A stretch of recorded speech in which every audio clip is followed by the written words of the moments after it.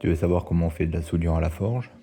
Un acier 3 couches, qu'on appelle aussi sanmaille. Ben suis-moi.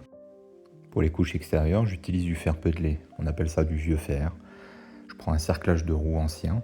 Vous savez, les jolies roues en bois. Dans un premier temps, j'aplanis. Donc là, j'utilise puce, ma petite massette de 5 kg. C'est pratique. Bon, là, on peut constater que c'est un acier hétérogène, donc il y a souvent des fissures. Il faut être vigilant.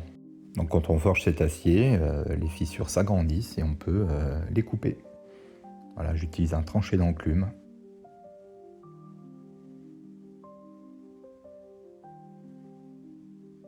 Voilà, efficace. Donc là, on a l'acier d'origine et puis la section que j'ai aplanie et que je vais utiliser pour faire mon sandwich.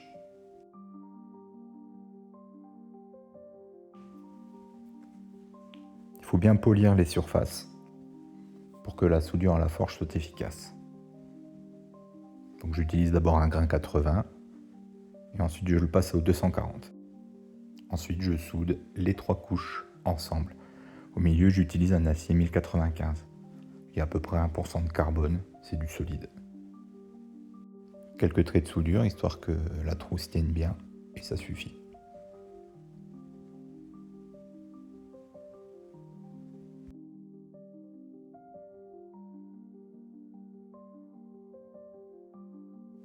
Et c'est là qu'on passe aux choses sérieuses. Je chauffe ma trousse, j'ajoute du borax pour éviter l'oxydation entre les 3 parties. Ça va créer une couche de vitrification qui va empêcher la formation de calamine et favoriser la soudure.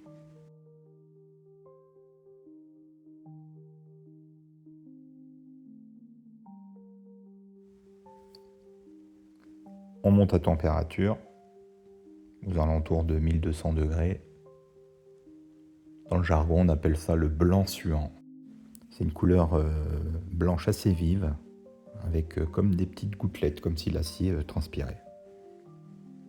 L'astuce, c'est de donner le même nombre de coups de marteau de chaque côté pour avoir donc la partie interne bien centrée entre les couches de vieux fer.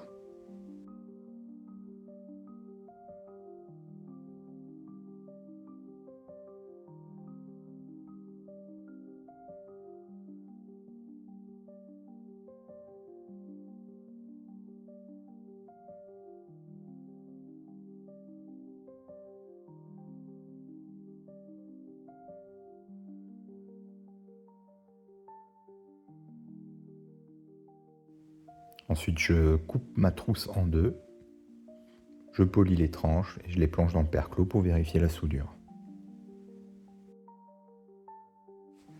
Waouh, nickel. Le noir, c'est l'acier et le blanc, c'est le fer. Allez, rendez-vous pour la partie 2.